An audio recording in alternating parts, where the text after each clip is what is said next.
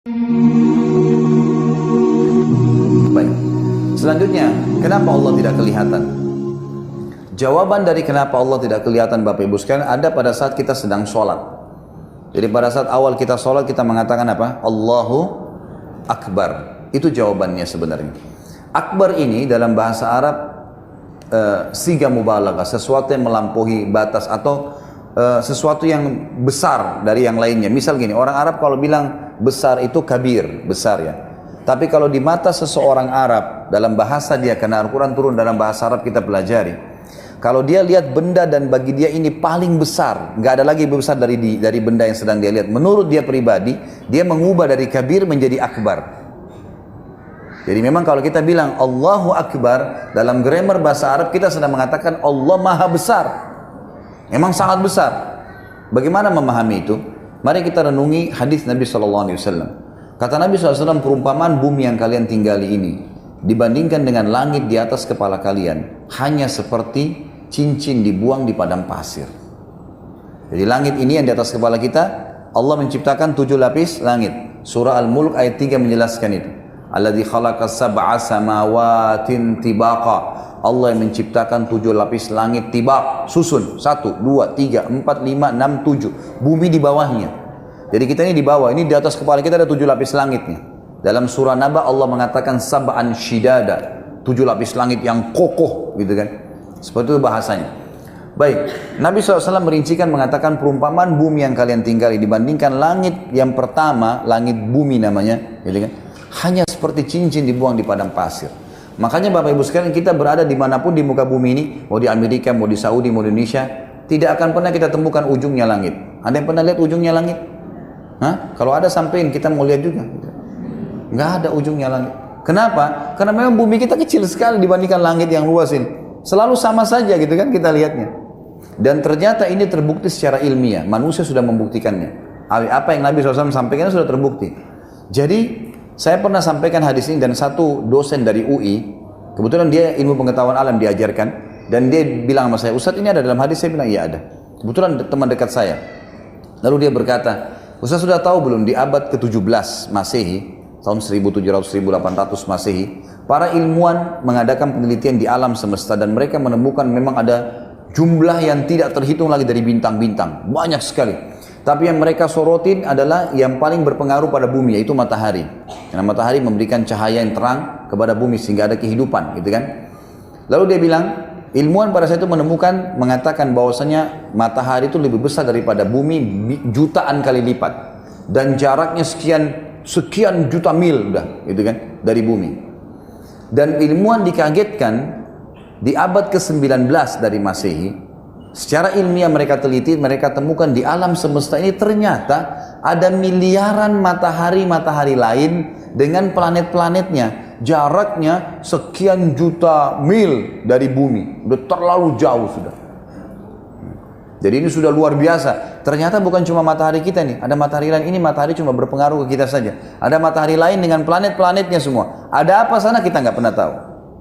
Allah buat kehidupan apa sana tidak tahu sudah. Kita nggak pernah tahu. Terbatas sampai di situ. Wah, Allah menciptakan yang lain di sana, ya sudah jelas itu urusannya Allah. Makanya dalam surah Ar-Rahman Allah mengatakan waktu ditanya yas'aluhu man fis samawati wal ard kullu yawmin huwa fi sya'an. Waktu ditanya orang-orang Quraisy tanya Nabi SAW, Tuhanmu lagi buat apa sekarang Muhammad? Gitu kan? Maka kata Allah SWT, katakan kepada mereka, Tuhanku dan Tuhan kalian setiap hari punya kegiatan, setiap saat yang kita tidak pernah tahu. Kalau kita diberikan 3-4 kegiatan saja sudah sibuk manusia, apalagi kegiatan banyak. Tapi Allah bisa mengurus semuanya itu. Ringkas cerita adalah, bintang-bintang ini ternyata, Bapak Ibu sekalian, disepakati oleh para ilmuwan, semuanya sepakat mengatakan berada di bawah langit. Walaupun ilmuwan itu ateis, mereka sendiri mengatakan bintang-bintang ini semua berada di bawah langit. Kelihatan depan mata kita di bawah langit memang. Gitu kan? Dan mustahil ada manusia yang bisa pegang langit sama tangannya. Nggak mungkin. Karena jaraknya sekian juta tahun. Saya punya pengalaman pribadi, pernah baca buku anak saya kelas 2 SD, judulnya Ilmu Pengetahuan Alam.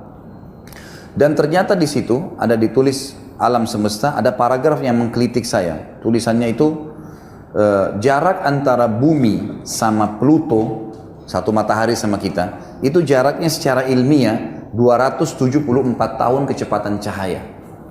Itu di buku pelajaran kita, anak kelas 2 SD, anak saya bukunya saya baca. Jadi saya ngambil pegangan itu karena itu sudah diteliti secara ilmiah dan memang ditulis dalam buku-buku pelajaran 274 tahun kecepatan cahaya.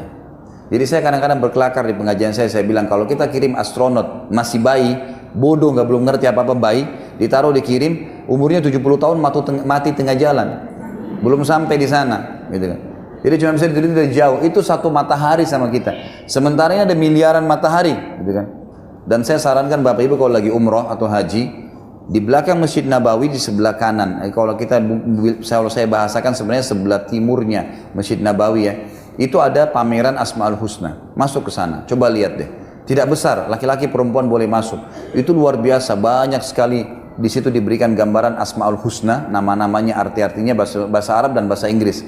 Kalau ada yang tidak mengerti pun ada di situ mahasiswa, ada petugasnya orang Indonesia. Kalau banyak, di 10 orang biasanya dia sejelaskan. Ini maknanya, ini maknanya. Kalau saya biasa yang bimbing, saya pandu. Ini maknanya, ini maknanya, ini maknanya gitu kan. Dan saya masukkan dalam rangkaian paket waktu di Madinah. Maka nanti di dalam sekali di ujung itu akan ada layar touchscreen besar, ada beberapa kita bisa lihat cuplikan-cuplikan durasi 2 menit, 3 menit, bagaimana ciptaan-ciptaan Allah, gunung-gunung, hewan-hewan, keajaiban yang luar biasa. Terus ada satu seperti spanduk besar ya, itu ada ilustrasi matahari. Jadi dikasih gambaran situ matahari kecil. Kemudian ada banyak yang mirip seperti matahari itu lebih besar sekian juta kali, sekian miliar kali. Terakhir itu ada satu planet saya lupa namanya paling besar. Sama dengan matahari tapi besarnya 11 miliar kali. 11,7 miliar lebih besar daripada matahari. Dan itu sama dengan dahsyat, sama dengan sistemnya matahari yang panas itu. Matahari jadi kecil, jadi kayak titik. Dari situ ditulislah firman Allah SWT tentang keajaiban penciptaan langit dan bumi, disuruh kita berpikir. Dan terakhir, sebelum kita keluar ada semacam kayak studio, layar besar kayak bioskop gitu. Nanti kita dimasuk lalu dia putar durasi sekitar 1,5 menit. Kita berdiri situ lalu diperlihatkan kalau seandainya ditarik nih untuk melihat bagaimana kecilnya bumi kita, ditarik kamera dengan jarak, nanti di sebelah kanan sebelah kiri kita ada angka digital yang bergerak. Ini kalau 1 kilo jaraknya dari Masjid Nabawi, ada orang lagi mengaji diperlihatkan, ditarik sekilo. Bagaimana besarnya, bagaimana jadi kecilnya masjid dan orang itu. Kalau 2 kilo, kalau 100 kilo, kalau sampai miliaran kilometer di atas langit sana. Jadi tidak kelihatan, sudah kayak pasir saja gitu. Malah mungkin sudah tidak kelihatan lagi, seperti itu.